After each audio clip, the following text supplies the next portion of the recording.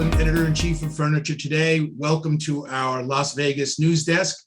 I'm here remotely still with Mike Rittler from TD Retail. Mike, thanks for joining us. Always good to see you. Good to see you too, Bill. Thanks a lot. Absolutely. So, Mike, you're in a great position at TD to be able to assess the ups and downs of consumer demand. And it's been really a kind of astronomical levels for a while. What's your sense of where consumer demand is? Are we seeing any waning? Is there any plateauing? What's the status of consumer demand as it relates to furniture buying? You know, it's been interesting. As you said, demand has been really strong, which has been, especially after all the shutdowns ended. We had those for the early part of the pandemic, and then people started to re-engage and everything, and demand came roaring back. So much so that, as you know, it's created supply chain issues and everything else. And now we're seeing, labor shortages and things like that are also impacting. But, as you look forward, it looks like, to me, the demand's going to stay strong, especially as you think about people re-engaging with other people, inviting other people to come to their homes and come to parties or come to dinners or whatever. And now what'll fuel everything now is, hey, I'm bringing people into my home. I want my house to look great, right? I've been home for a year, so it should look great. And so if folks haven't done their projects already, they're going to be doing them in anticipation of bringing people back in.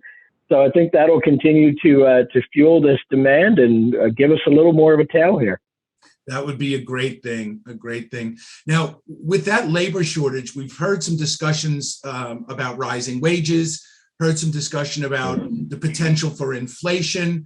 It's kind of a two-part question here is, are you seeing any indication of inflation? And if we start to see some inflation, what impact might that have on consumers' access to credit as they look to buy furniture? Yes, it's again, great question. The big question about inflation, of course, we're all seeing it right now. The big question is it a temporary boost, or is it something that's going to be kind of more long-term and more systematic? And if I knew that answer, I'd probably be doing something different than this. But my feel of it is that there's a bit of a temporary bubble in inflation right now. It'll probably normalize a bit as we continue to go on. But the other thing that inflation does, it'll help control the demand a bit, right? Some folks that maybe would have been in the market will come out of the market because the prices have gotten too high, and that goes across a lot of categories, whether it's furniture, or, even durable goods, any of those types of things. But as far as the access to credit, I think the credit becomes even more important. And there's two things that are really playing in that I think will, back to the prior question, continue to fuel the demand. One is there's a lot of consumer liquidity. The savings rates are higher than they've ever been. There's a lot of money kind of on the sidelines that's ready to be deployed.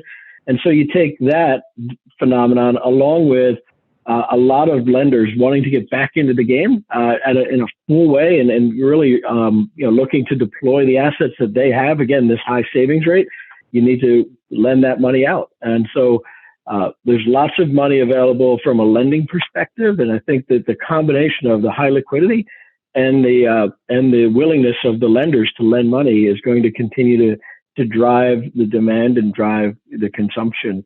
And again, what it comes down to is flexibility, right? If people want to know, some people want to have low monthly payments up front and are willing to have a balloon payment. Some want to have equal payments. They want to know exactly what they have to do to pay it off.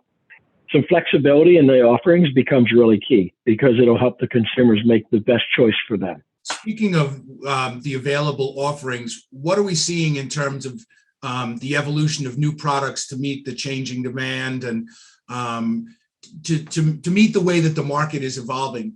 What's new in the consumer credit space?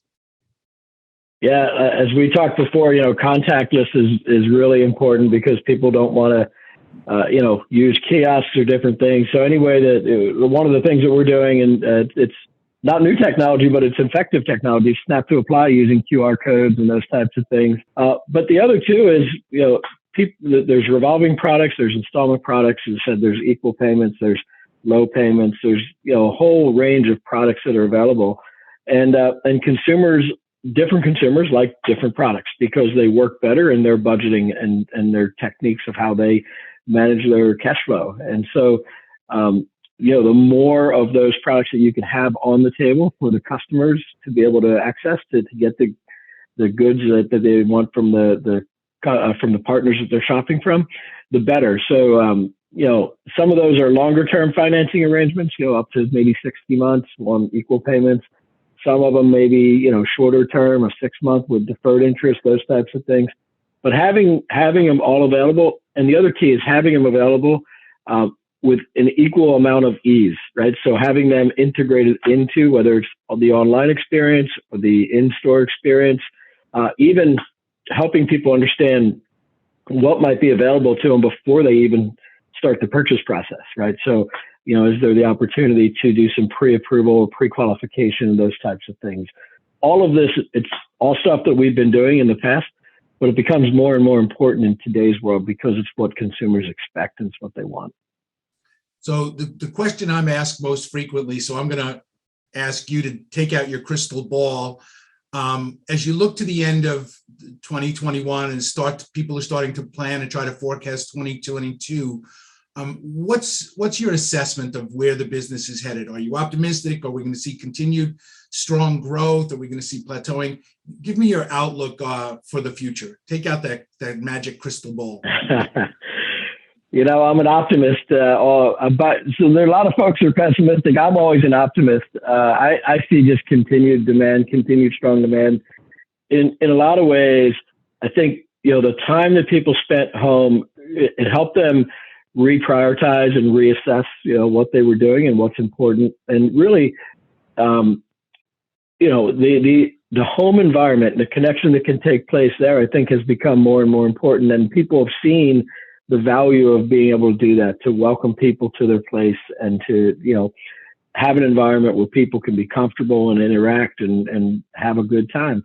And so as you think about that, you think about, what that does for home improvements, including all the categories that are related to that, like furniture, of course, which is what we're most in tune with here.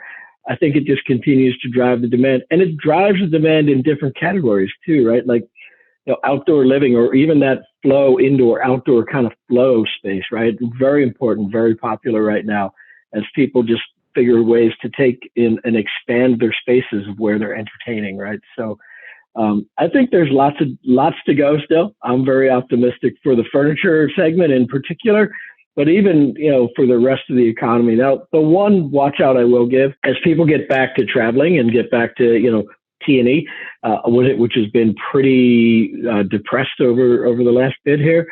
Will some of the money that's been going into investing in homes be redirected toward, maybe those special trips and that type of thing? That could be one watch out point for us to have in the industry, as well as the continuing impact of both the supply chain and labor shortages, right? Again, if timelines get too long, that could change people's behavior too. So generally feel very optimistic. Couple watch out points that we should be keeping mindful of.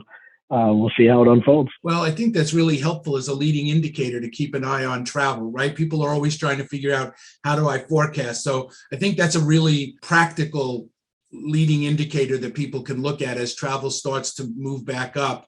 That may forecast a little bit of a lessening of demand, which might not be a bad thing. So you see a little equilibrium take place, right, between supply and demand. Certainly give some of the manufacturers an opportunity to catch up, right? And maybe shrink some of those lead times. Lead times for custom furniture have gone crazy, right? And so maybe with a little bit less demand, it can shrink it back. The whole supply demand tends to drive the market like that. And like you said, I think how people engage both in travel and other things too, Bill, like dining, right? Things that you would call kind of the full travel and entertainment bucket category, right? So rental cars, airline purchases, hotel purchases, dining out, all of those types of things. As those continue to ramp up, the question is, are the dollars being moved from, the home consumption to those categories, or do people, because they have more liquidity, have the ability to engage in both at the levels